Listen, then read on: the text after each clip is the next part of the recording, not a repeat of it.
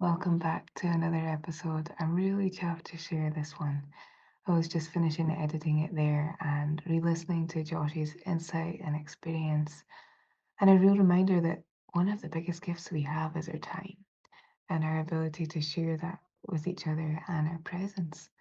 And it was a real gift for Josh to come on and share that. And I was really excited to talk to him for lots of different reasons. His expertise and insight on anxiety, understanding more about our body and our brain, and how empowering that can be.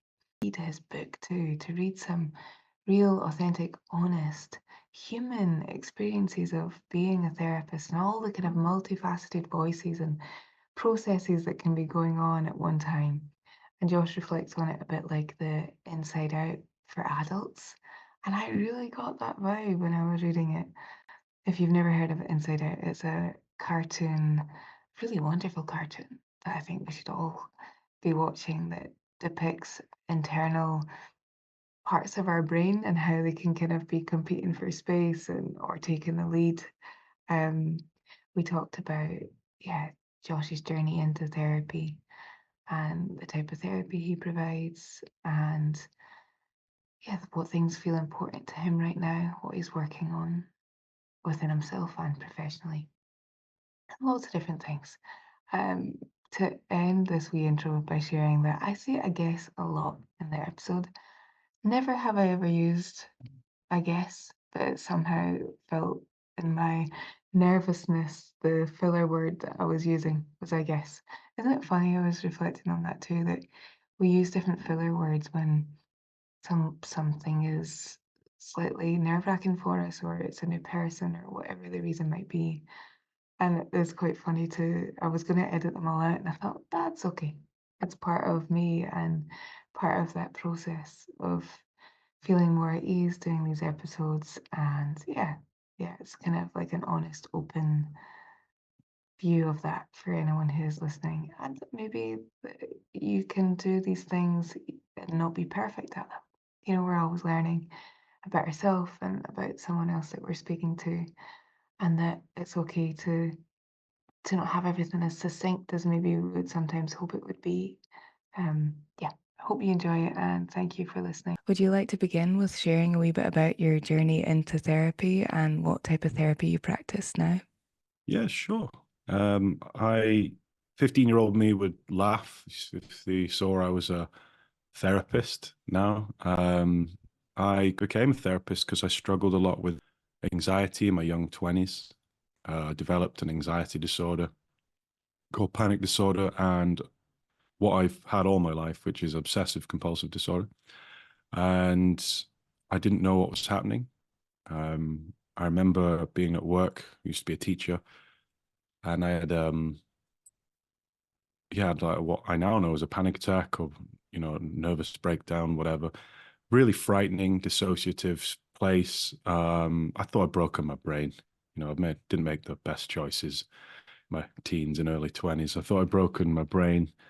And I went to the doctor and I just didn't feel like there was an adequate information out there what I was going through. Yes, I was told I had anxiety and all that, but that word was quite new to me. Um, I love teaching, and when I got better and when I overcame my anxiety disorders, um, the main tenet of that was psychoeducation, learning about what was happening in my mind and body, learning the right way to do it as well, because there's certain therapies and modalities that didn't help me in the way my brain works. And when I found the right way, I left teaching and wanted to pursue something that I'm really passionate about and still am to this day. So yeah, I'm a therapist trained in humanistic, person-centered, and I'm also trained in cognitive behavioral therapy. And I combine them both because I think they work together beautifully. Um, unless you're my tutors on my humanistic therapy course who says they can't be integrated, and I challenge that to this day. And yeah, that's what I do. And I'm sat in my office now. This is where I'll counsel people or write books about it and prance around on social media. And yeah, that's what I do. Thank you for sharing that. We're just chatting about that. What was therapy or anxiety before you knew what that really meant? I thought anxiety, don't get me wrong, I've experienced anxiety. Everyone experiences anxiety. Everyone can relate to, you know, a job interview or a first date. Maybe the dentist wants to rip your teeth out.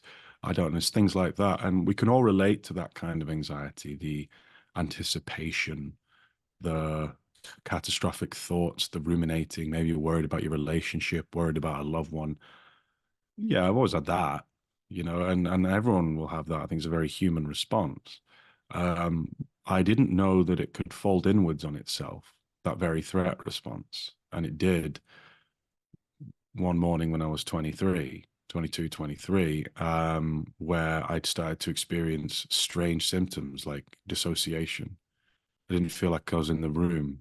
It didn't feel like me, didn't feel like the old me at all. Constant adrenaline dumps for no reason. Well, there's a reason, but no immediate reason. Um, Hyper focused on myself and my symptoms, air hunger. I suddenly went inwards. I was thought there was something wrong with me. Intrusive thoughts that I'd never really had before, about violence and all sorts of taboo stuff. And I was like, what? What's wrong with me? I've never thought like this before. And yeah, that kind of anxiety. I always like to separate them. So I'm very passionate about it. It's, the two types of anxiety, conventional and then kind of your chronic inwards disordered anxiety is what I specialize in.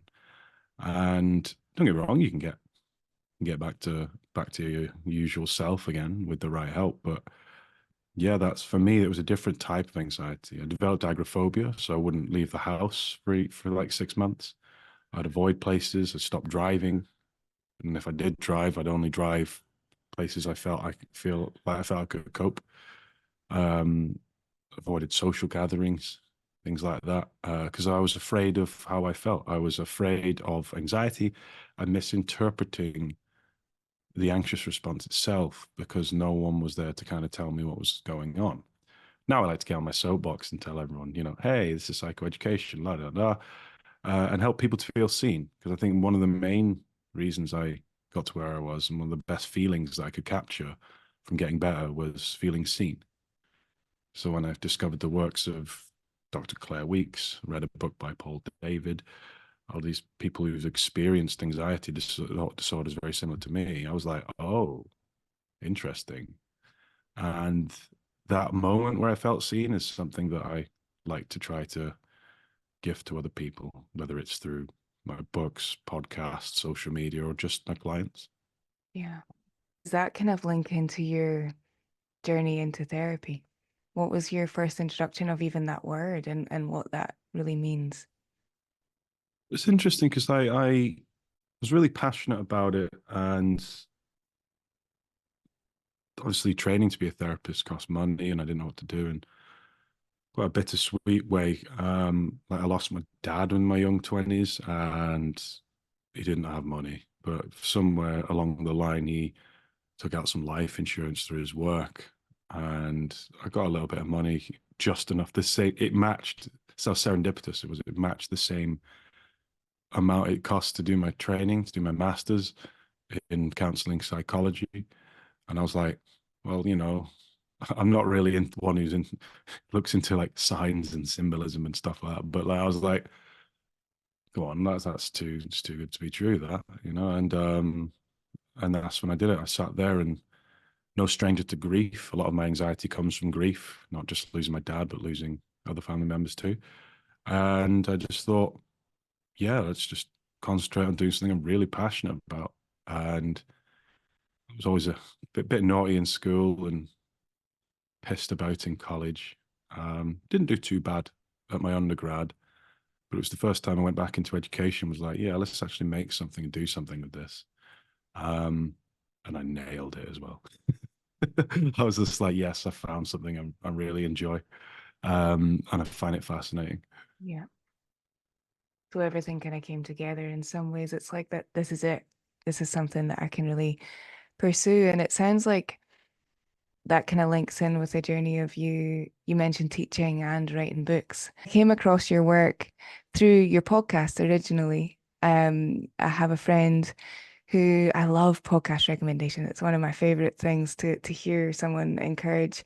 I love podcasts because it feels like you're you're invited to a conversation, but in some ways it's if you've already had lots of connection in the day, it's a wee bit like an introverted relationship with a conversation where you're not actively engaging in it and sharing your thoughts, but you're listening in. It's like a connecting process. And so she shared your podcast and described the impact it had had on her relationship with agoraphobia and kind of like you just described, feeling seen, feeling like "Wow, someone gets it. I'm not alone with this experience." Because it can be Mm. very isolating and strange and uncomfortable and scary and all the things that you described. So then I was following your work and then I seen that you had released I think it's your third book that you have just released in the last few months. Yeah. Yeah, it's my I've self-published some books in the past, but this was the first like major like book publisher release. Mm, And yeah, I wanted to write about what it's like to be a therapist and in the mind of a therapist, particularly an anxiety therapist, and what happens behind closed doors in my therapy room, using things like humor and compassion and um, stealth help. So I love stealth help. I think self help's quite, it kind of puts people off a bit because it kind of taps into a place of, well, maybe there's something wrong with me. Whereas I wanted to write a book where people are so engaged with the plot, so engaged with the client case studies and my inner thought processes as someone who's grown up, you know, council estate in Lancashire, being suspended several times to going kind of like top of my field in my niche. Um, and but showing people that you still bring elements of me as a person to that role. And yeah, I just wanted to show people what being an anxiety therapist is like, literally behind the door, and what's I literally share my thoughts during it as well. We share my thoughts about there's 13 different voices that all therapists have that I think, and I'd, I'd share with them squabbling and arguing, and very similar to Inside Out, or if you've seen that, it's like the adult version of Inside Out. And yeah, I just wanted to show them that, and yeah, it's nice to have got to that place as well. Um, and I'm really proud of seeing it in the bookstores, and then I walked past Waterstones on Deansgate the other day in Manchester, and it's in the window, and I was like, oh well, you've done all right there, Josh. For someone who couldn't leave the house, broke as hell, drug problems, all sorts of stuff in my young 20s to, yeah, it's all right. I'm enjoying that. yeah. It's amazing to hear you reference Inside Out. I have that in my notes here that reference, it came to me actually when I was watching Inside Out. I hadn't seen the first one and then recently seen the second one. I thought that's what it is. It's an adult version. Your book really shows the multifaceted internal world and humanizes that, humanizes the experience and how those interact and the compassion and the comedy and the challenge of all those mixes. So yeah, did you think about that when you seen Inside Out that resonated with you? Yeah, a little bit. It was partly inspired by Inside Out, and it was partly inspired by some random PC game that I played years ago called Disco Elysium, Mm, where it's a beautiful game where you are a detective who wakes up with amnesia, and you're trying to solve the crime with all the voices in your head arguing stuff. They're different voices as a detective, but I thought I liked that idea. I wonder, and then I watched Inside Out, and I thought I like this concept, and I wonder if it could apply to being a therapist. So I just sat down. Well, I wrote a proposal, and I thought, is anyone interested in reading this? And I thought, well, let's make it adult, um, and very kind of revealing about and honest and raw. And I just thought, yeah, let's see what happens. And the whole writing was just a whole wonderful process and helped me tap back into my love for therapy. And what I really like is when I see other therapists read it and they go, you know what, that makes me feel better as a therapist. It gives me permission to feel a bit more human.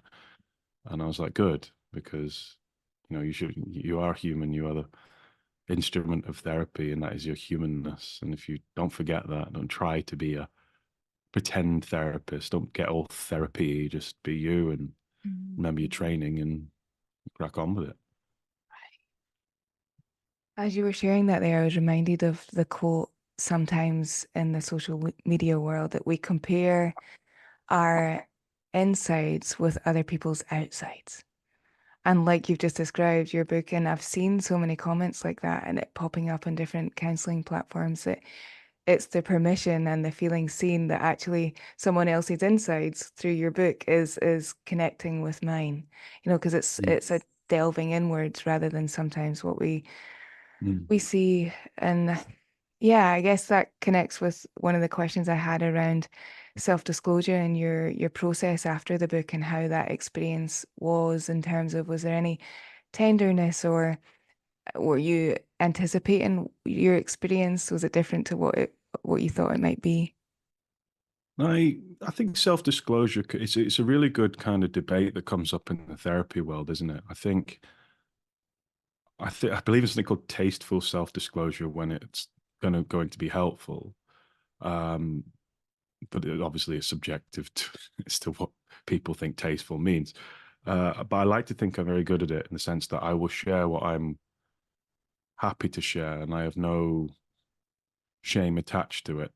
So I will share about grief. I will share about my not so great history. I will share my own anxieties, and worries and vices, because I want people to see that, I want people to go to therapy firstly, because I think people go to therapy when they're less afraid of the power dynamic that exists in their minds. People often put off therapy, particularly if you're a guy, but it can apply to anyone because they envisage a power dynamic where they're seen to be vulnerable, found out, pointed out. Maybe they're afraid of being shamed. And I think being a therapist where I've chosen to kind of share that I'm not the finished article, never will be, no one is. But I think that's more likely to help people and inspire people to go to therapy because, one, I'm not trying to tell you what you're thinking you're wrong. I don't want to like to fix you. I don't think you're broken. But also you're more likely to open up to someone who's been through similar experiences. Um, I think my self-disclosure, whether it's been through the book or my social media or podcasts, things like that, I think it's only added and gained and inspired people to reach out more because I think that they feel more comfortable to open up to me. And I think that's really lovely. And I think it's nice. And yes, it's worth the cost of feeling a little bit more vulnerable, putting yourself out there publicly. But I used to care about those kind of things. I don't anymore. I don't really care what people think of my honesty. I just don't anymore. It doesn't matter. I think I think when I lost my dad and my brother, I just something in my side of me was just like I just don't care anymore. Just, I care about people, but I just don't that level of I don't feel vulnerable with that there. I feel quite empowered to have that out there. Don't get me wrong, I'm not going to turn up to your birthday party and start crying and trauma bonding with everyone and making it about me. That's just neurotic and annoying. But like I always come back to this word tasteful. I think it's if you're a therapist with good intuition and you stand by your principles, remember your training, I think you'll know when's a good time to self-disclose if it helps the therapeutic process. And I think I'm pretty good at that. Don't get me wrong, don't nail it every time, but like, there's a good ratio there. Yeah. Yeah. And that takes me to, I guess, your work around anxiety, because sometimes in our experience of anxiety or lots of different things, it can confuse and add layers to who we are. I know that that's a very complex, generalized statement, but I guess I was thinking in there when you were talking about intuition and connecting with how you feel in the moment and what you want to share. Sometimes certain things can kind of confuse those signals, or maybe confuse isn't the right word, but get in the way of and make Mhm. us, and I guess the word is trust as well, make us mistrust or trust, or and I guess how that takes me to how has that impacted your work as you've went on the journey of, would you describe it as integrating healing? How would you describe your experience? I guess I don't want to add that word in there for you if you don't resonate. Um, well, as me personally, seeing what anxiety is, yeah. I mean, I don't use the word healing because I don't think I mean, I respect other people that use it. I don't think people are broken. I just think sometimes we're a bit jumbled up, and it's nice to put us back in order again. Okay. Um, I, as part of my process, yeah, definitely understanding anxiety as threat is your threat response, and what a threat is to you is subjective. This is why I always get asked, like, radio shows or journalists and stuff. They're like, what's your top 3 tips for anxiety? I was like, it depends what you find what is a threat.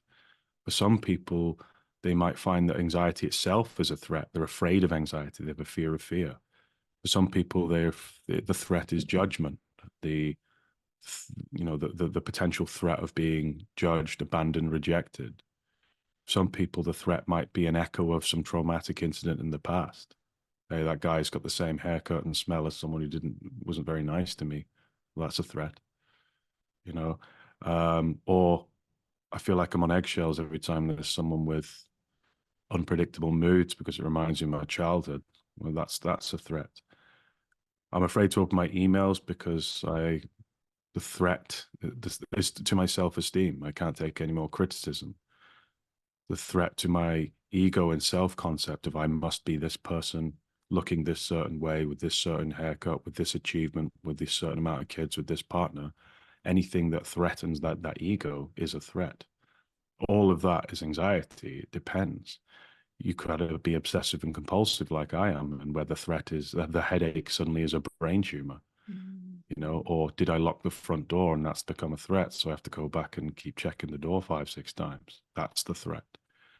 It's You could just be overwhelmed from stress. Stress-induced anxiety is a big one, where you're trying to navigate lots of things in an uncertain world where there's worries that you can't get rid of and your own personal stuff, maybe going through grief, Mm. relationship stuff, chronic health issues. That accumulated stress builds up, and the threat response in your brain, the oldest, dumbest part of our brains, just decides, I don't understand all this, so I'm just going to fire off the threat response just in case you're in danger. And it's just understanding what that threat is. Um, I'm really passionate about helping people understand what the threat is and then using the behavior and the principles of listening, because that's processing and helping you in itself, or even healing. It's very nurturing, and that can help the brain process its experience and reframe them. But then also kind of looking at what we're doing with our behavior that keeps it there. Because a lot of when we feel under threat and we feel anxious, we behave in a way to not feel anxious. And a lot of anxiety disorders are taking that and flipping it on its head and being like, no, sometimes you've got to do the tricky things, you know, if that makes any sense. And that's what I do. And it's just about understanding what your anxiety is.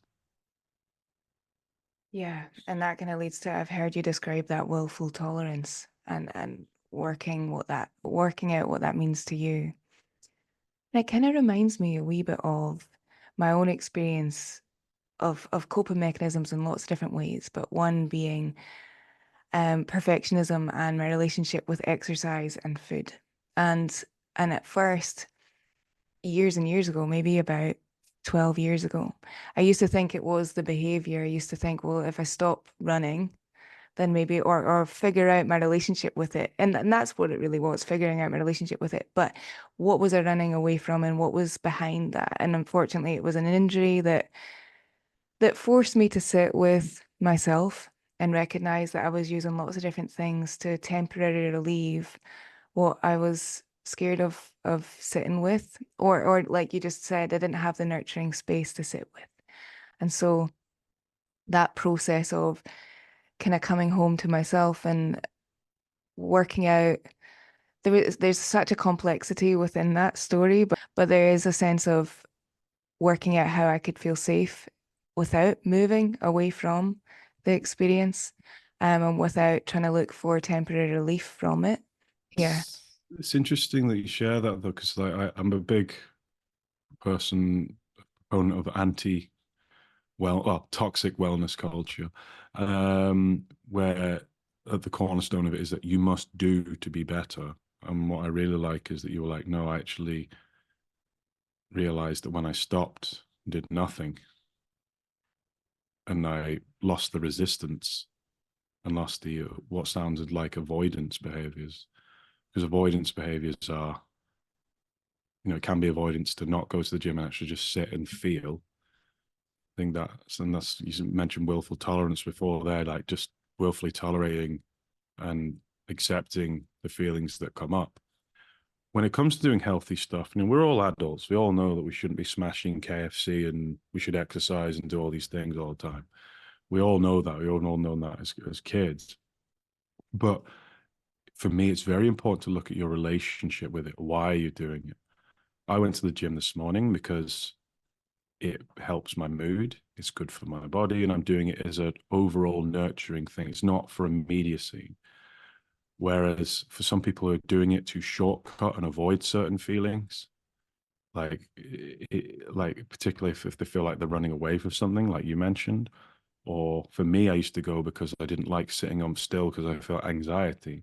So if I go to the gym, it's an outlet for all that adrenaline, all that cortisol. I've got a distraction. I can push myself, etc. It was actually avoidance. It was the relationship between why I was going to the gym. Back when I was struggling with panic disorder, generalized anxiety, fear, should have seen all the nonsense I was doing. I was cut out gluten, even though I'm not a celiac. I was doing FODMAP diets and just basically just trying to biohack my way out of not feeling not feeling feelings. Right. And the way out is actually no, sitting with it and just feeling it and realizing you can cope. My favorite thing to say to people, I always get asked, "What's your favorite coping technique?" I'm like, "Well, you are the coping technique." Because if you start doing techniques or having magic objects or doing different things or whatever, you never get the credit and the brain never understands that it was you that could tolerate it the whole time.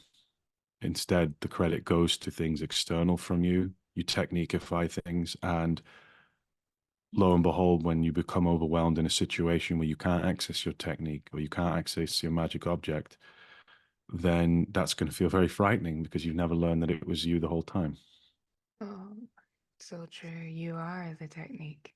That's such a powerful reframe, filled with so much self-trust when we really feel into that. And like you said, and I really feel that deeply, it's your relationship to the thing. Because now I have a completely different relationship with running and movement and nature.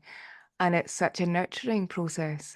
But it's so different the way I approach it, the way I slow down and take in nature. And it's such a different experience. And it feels so different. It doesn't feel like a punishment or a discipline or a should. Or what if, I heard you describe that recently too. What if is often, what if I don't do that, or what if I do that, and what that brings up in us, right? And it's such a different experience, and so healing to know that you don't need to stop the thing. Sometimes we hear that too, right? That you shouldn't be doing that, or you should be shoulds as well. Yeah. Yeah. Yeah, just consider why you're doing it. Why am I doing this? And it's really freeing and nice to know why you're doing it. It's taking that metacognitive view of things. I know it doesn't sound sexy or cool or anything like that, but I love it, particularly for my brain, to understand actually my brain has got cogs and things like that, and I need to understand how the basic ones work because that's going to help me overall. Um, and then yeah, like you, I'll go for nice walks and enjoy it and be part of it. And I'm not doing it to tick boxes off. Or we talk about what if as one of the main voice of anxiety. Um, but actually there's two others, isn't there? It's anxiety when a thought begins with what if this happens, what if that catastrophe happens, what if that. Well, one of the most pervasive common ones that people don't understand as anxiety is I should be doing this. I should be doing that. I should be doing to-do lists. I should be getting on with my to-do list. I should have completed my to-do list. I should be doing something better. I should be doing bettering myself rather than sitting on my ass and watching TV. No, you don't. Just watch TV. I like it. It's great. Last yesterday, I just sat and watched like 5 episodes of a TV show and ate ice cream. And that was amazing. I should. And it's usually people that find it difficult to feel guilty for stopping, for sitting still, for not being anything to do with being selfish or what they deem to be selfish. It's just like, no, I should is a pervasive one. And the last one is I can't. Just the utter belief that we don't believe in ourselves, so we just avoid. Well, when I heard you describe all of that, it was energy. How much energy, how many tabs are open when we're trying to process all of that all the time, whether it's an anxiety voice or whatever voice is coming up out of all the voices you're describing in your book. Sometimes it can drain us and Mm, it can take our potential away.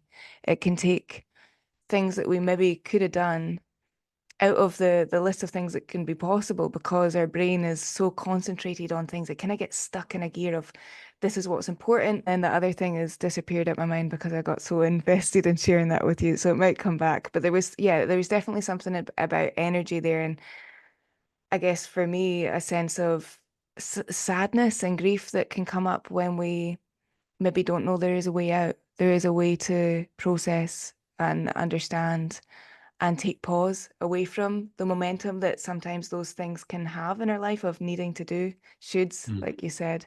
mm. Um, yeah, No, there's a relationship again, though. It always comes to what's your relationship and association with shoulds. If it's all or nothing, like they know, but like there's a when I look at shoulds with clients and stuff, we always write it on a whiteboard and then I split them in two and be like, what's a want and what's a need? And I think needs are, yeah, you should be getting up and having a shower. You should be kind of putting the bins out on a Wednesday. You should be nourishing yourself, eating, drinking, going out for a walk, these things. Put those in the needs. But then we look at the wants thing and like usually these are battens that our inner critic uses to beat ourselves with. It's like, why haven't you learned a language yet? Why haven't you done your post grad? Why haven't you achieved this? Why haven't you got this job? Why haven't you redecorated the hallway? Why haven't you redone all these? You should be doing all these things, learning Mandarin on Duolingo or something like that. I don't know. And they fall in the wants category, and that's often driven by anxiety. Now, don't get me wrong, it's good to get into doing. Doing's really good and it helps stave off things like depression and helps you stop ruminating. And if you're anxious, you will ruminate. It's the biggest anxious behavior there is. And so it's good to get into the doing, but then again, if you're doing it as an avoidance or to run away or to satiate an inner bully, an inner critic that only wants you to feel good about yourself when you've pushed yourself to 100% all the time, then it's not great.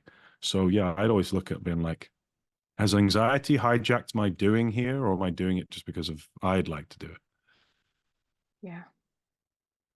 Yeah, I feel like that could take us on a whole journey around the culture that we live in and how sometimes that perpetuates those shoulds in some. Yeah, living for the grind. A lot of employers exploit it as well, don't I? A lot of people are there like, I'm paid to come in 9 to 5, and then they're like, but here we turn up 30 minutes early and actually you will get emails on Saturday night over the weekend and stuff like that, even though your ass ain't getting paid. Stuff like this, exploiting the grind culture as a thing, and I think that can seep into people's psyches as well. Yeah. And it becomes an interjected value. Well, that's a wee side note, but does because anxiety is such a big, it's a core part of your expression online and on what you discuss. How does that feel knowing that, how does that feel? How does that make you feel? Being a big You part didn't of just ask like, that, did you?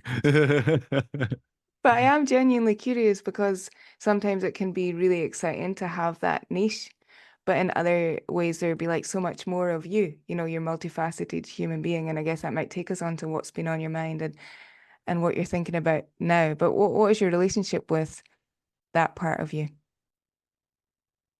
That's a good question. I like it. It's my again, it's my niche. I do love working with and understanding the anxious mind and working with people that on that. Um, I like it. I think it's just obviously it's not that's not me defined, and people in my friendship circles and in intimate circles will know all the other facets to me. But I like that being public. I like having the face next to something that can be feel quite taboo to other people. I like to think I represent it well. I'm very me with it. So, when I do talks and things and PR and all that, very much me, and I will go and just talk about anxiety as, in air quotes, normal as possible, because I think when people can see and relate to someone and trust what they're saying without making it all academic and weird and fluffy, um, it it does make it more normal for people. I'm not going to say the word normalize. I cannot stand it, but I'm going to say more normal. Yeah. Humanize, right?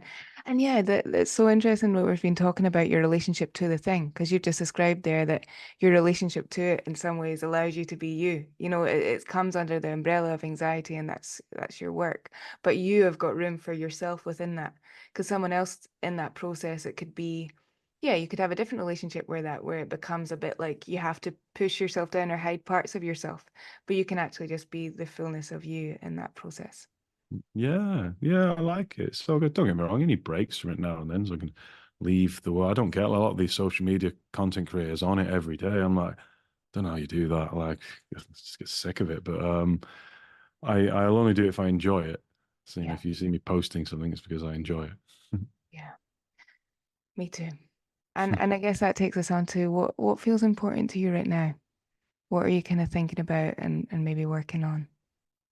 Working on my own mental health, particularly around my fixating brain. I think there's something to that. I think people who struggle with anxiety disorders, which is 1 in 5 of us at some point in our lives, um, it taps into a fixating brain. And what I'm learning, what's important for me now is you can't stop a fixating brain. I think sometimes that's what your brain does.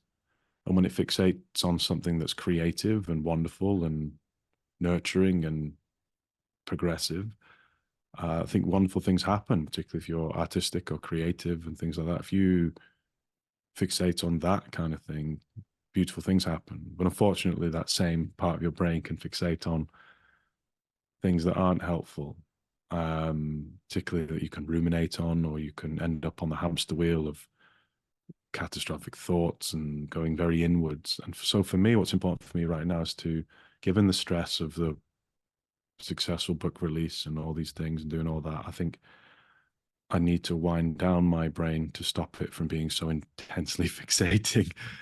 So allow myself to do things to establish psychological flexibility. So walking around, being in nature, hanging out with friends, doing things that are core to my values that I think I forgot when you get swept up in the intensity of your work. Um, and then to flip on its head, I'm starting to write the second book, which the publisher is really enthusiastic to publish. But that's a nice thing to plan because it's all about ideas and creativity. And yeah, I'll be doing that next. Nice. And that sense of connecting with different parts of yourself. And I guess to just quickly ask, because my own experience with that different type of anxiety that we've been mostly talking about was kind of kickstarted maybe about 3 years ago. But before then, I had never experienced that. And I remember it just being very confusing. And I wanted to run away from it and hide. There was quite a lot of shame around my experience. And I guess I'm kind of taking us back there because someone asked me a question recently, and I thought, well, I might ask you about it. And I'm aware that I didn't ask you about it. So the sense of I guess the language around getting rid and moving away, or do I remove it entirely? And in that conversation, there is sometimes a sadness of how do I get back to who I used to be? And my experience, I guess, is that felt like it turned on something inside of my body that hadn't been ever activated before in the same way you said earlier, that inverted experience of anxiety where it shifted into something different, where the threat response is turned on in a different way. Sometimes the confusion or how we understand that in a different way that doesn't feel like I can understand entirely, and I've felt it too, that feeling of wanting to get rid. But in some Yeah, ways, absolutely. That's what I did for years. yeah. The first thing you want to do is to not feel horrible discomfort. I thought it was horrible. The heart palpitations, the derealization, the skin burning, the dizziness, lightheadedness, scary thoughts, everything's bright, feeling like you can't cope, feeling like you're going to shatter, you're going to have a heart attack, your chest's going to go cave in, you're going to lose control of your bowels, you're sweating, everything feels uncomfortable. Yeah, of course you'd want to get rid of that. I would. That's what I tried to do for years. But it's a paradox. If you have panic attacks and you want to get rid of them, you can, but not instantaneously. You have to show the brain that the panic attack itself is not a threat. That's where a lot of people with anxiety struggle and end up on the cycle, particularly with agoraphobia. So you've got agoraphobia or monophobia or any kind of anxiety where you're afraid that you'll be overwhelmed, it's because you fear panic. You fear anxiety itself. You fear fear, which is very common. And I had that too. So to get rid of my panic attacks, I had to set time aside to purposely and intentionally give myself panic attacks, to prove to myself that I could tolerate it and to prove to myself that they are harmless. And I can withstand horrible, overwhelming, intense emotions and feelings and physiological changes. And yeah, the interesting is that we always call it the mindset shift, me and my podcast co-host, the attitude shift is that the paradox of recovery, and this is someone who's had hundreds and hundreds and hundreds of panic attacks, horrendous, like I didn't eat, couldn't sleep, couldn't do anything, always felt like there was a gun to my head, is that when you are willing to have anxiety and you don't beat yourself up for it and you're like, yeah, right, whatever, that signals to the brain, particularly the amygdala that's responsible for all those feelings, that actually, yeah, I don't like anxiety. It's uncomfortable, but I don't fear it. Because if you fear anxiety, you're going to be monitoring for the first signs of panic. You're going to be monitoring for your body. You can be scanning for your heart or your breath, or you'll be hyper aware of what the onset of anxiety is. And that in itself signals to the brain that anxiety itself is a threat. And what you need to do is to teach the brain, yeah, I don't like anxiety, but I'm not scared of it. So I don't mind having a panic attack or an adrenaline rush in Tesco. I don't mind if I'm at a restaurant with my mates and I'm feeling really on edge. I don't mind if I'm sweating and doing public speaking. I don't mind if my heart's pounding and I'm just walking through the park. I don't like it, but I'm going to get really good at willfully tolerating it a little bit at a time. And each time I do that, I signal to the brain, you're not a threat in yourself. That's how I got better, in short. Is like willing to be brave and compassionate, not beat myself up and be like, right, let's go and do some tricky things. Were you able during that time to communicate with the people around you to navigate that in a different way? Were you able to be open about that? No, bear in mind when I was struggling there, no, it wasn't really I'm getting on a bit now, but like, that was like 13 years ago. No, not really. I had supportive people, but they didn't understand. I didn't understand what was going on with me. I didn't have the language for it. It's another reason why I do what I do, giving people the language. There wasn't even a word for derealization. I didn't know what that was. I just trying to explain that you feel like you're in the matrix and everything looks weird and you're in an illusion. I went to my doctor and he thought I was having a psychotic break. I was like, no, I'm here. I can think and feel. I know what I'm doing, but everything just feels weird and it's frightening. And I thought I'd feel like that forever. But now it's nice because there's a word for it. So this again one reason why I like doing like, oh, that's the realization. Do you feel like you're not here? Your hands are not yours. Yeah, it's just a dissociative state that you get from feeling stressed. Don't worry about it. They're like, oh, cool. That has saved me a long time instead of freaking out and stuff like that. Yeah, was there people around me? There were, and they helped in their own way. And thankfully, I didn't have people around me that were getting annoyed. Here's so many horror stories and sad stories from people who get annoyed because their loved ones have anxiety because they don't understand it. Their default is to be annoyed at someone who's already suffering quite a lot. Like it's a nuisance or that's so sad to hear. And I guess the reason I asked that is because I've heard that experience that when we're working on willful tolerance. How do we navigate that in social situations? Are we able to be open, or do we sometimes hide and kind of process that alone? Because sometimes it's for whatever reason you're not around people that have compassion or understanding for that, or you don't have the language for it. That's really good. Good question. I often hear it from clients who've got to go to work and maybe their boss is a dick and not understanding and really prejudiced towards the stuff like that. How do I do it then? You still can do it. You can do it. Yeah, it's a bit easier when you're surrounded by people you trust, but if you really want to get to a good place with anxiety, you've got to realize that you've got to walk on your feet in situations in life where there aren't nice people. Yeah. I've certainly had to do that. And that's where that inner compassion really matters. And also therapy in the wider context. Why do you care what people think? That was a big one for me. I don't really care anymore. I was at a football match the other day doing some conventionally masculine thing, and it was really busy. And I'm autistic, so I get lots of sensory overload when there's panoramic sound. And I just stood there and I could feel like this adrenaline rush coming on. I was holding 4 pints. And I just said to her, mate, can you just take these through there? Because I need 30 seconds because this is pretty intense. I'm feeling quite anxious. And, with no shame, just told him what I needed. Like, I'll be with you in a minute. And he was like, yeah, cool. You all right? I was like, yeah. I was like, cool. See you in a minute. Yeah. And then 5 minutes later, fine, wasn't even thinking about it. No one cares. Everyone's like, where have you been? I was like, freaking out in the corner, but I'm all right now. All right, okay, fair enough. No shame there. Like, it's fine. It depends. If you're doing it, don't hide your shame because it's not a you problem, it's a them problem. If someone's shaming you for having very emotional human experience, then that's definitely a them problem.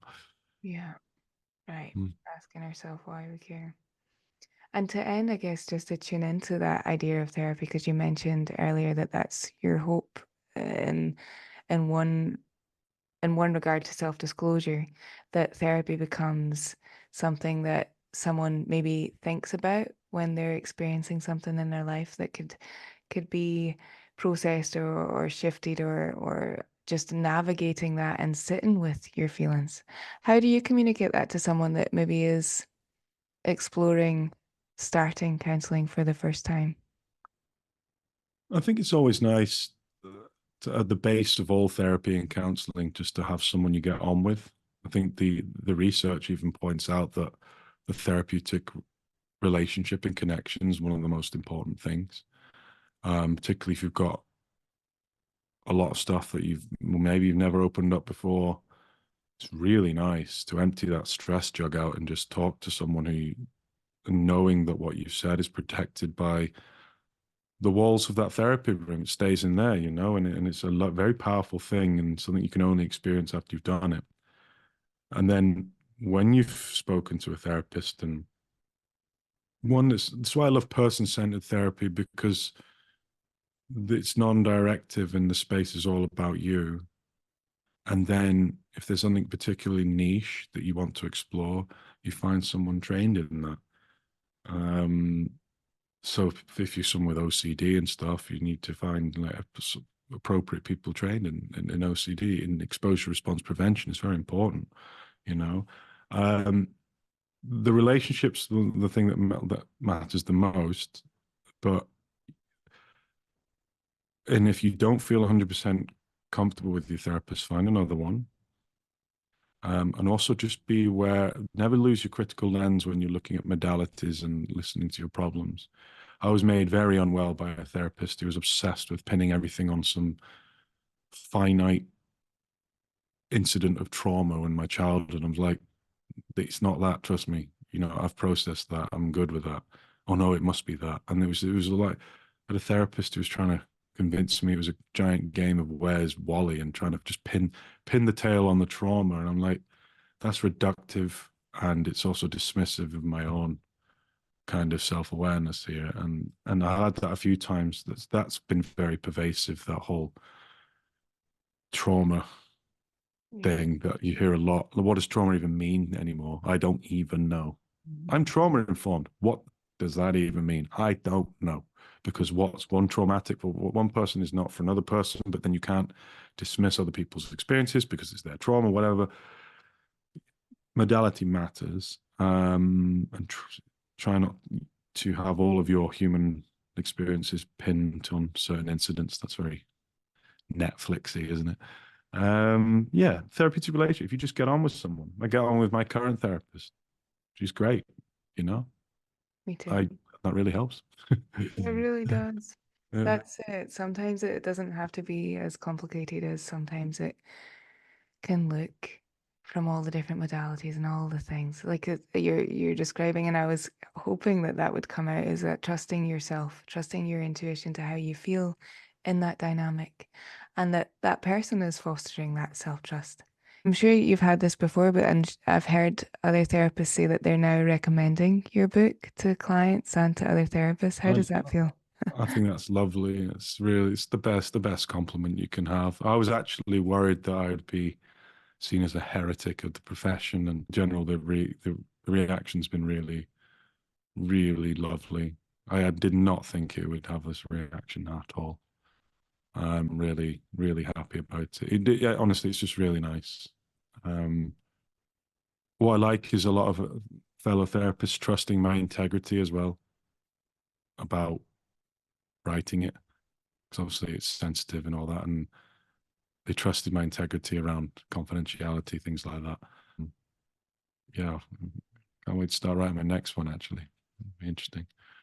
I'm going to be writing about therapy AI chatbots Oh, that I compulsively become addicted to. how interesting.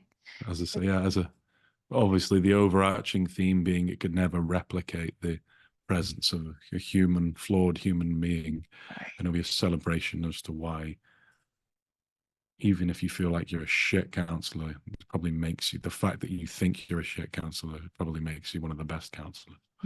Do you feel we covered everything that you wanted to touch on or share? Yeah, yeah, it was lovely. It was very nice and open-handed. You had some really good questions, and you have a lovely presence, Jen. So thank you. Oh, thank you.